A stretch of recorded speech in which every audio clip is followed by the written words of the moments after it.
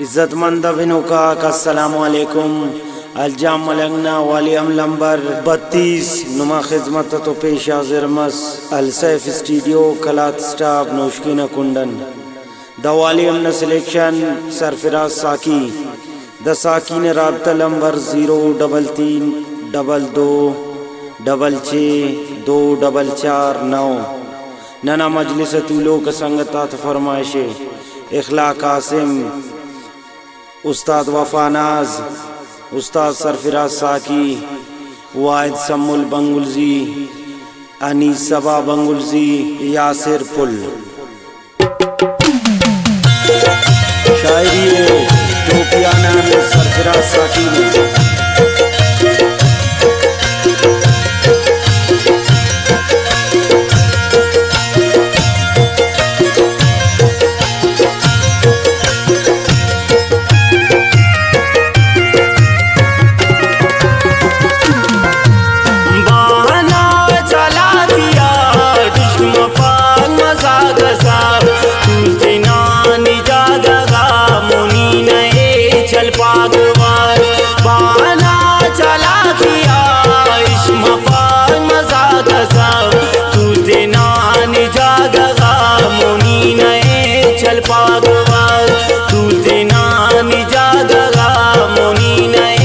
चल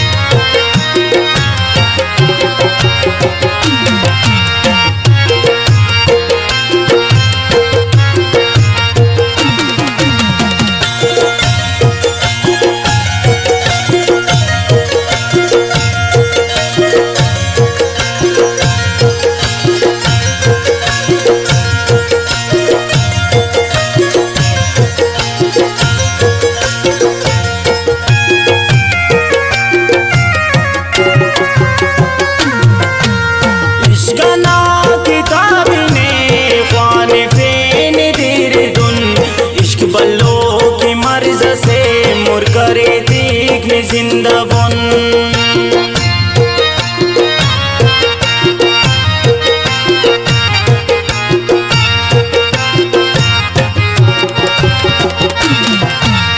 इश्कना किताबी पुल ख्वाने फेन देरे दुन इश्क बल्लो मर्ज से मुर करने तो जिंदाबन बहाना चला किया टिश मफा मजाक साफ तू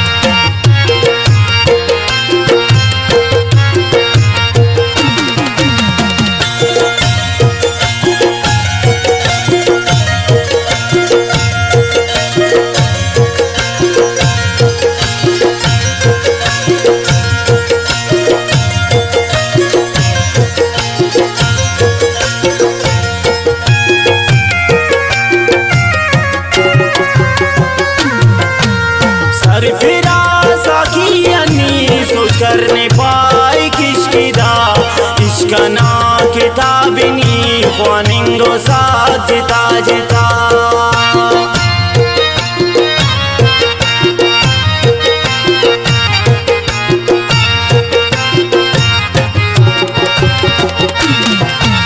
सरफिराज आखियानी सोच करने पाई किश्किदा इसका ना किताबिनी ख्वानिंगो साथ जिता जिता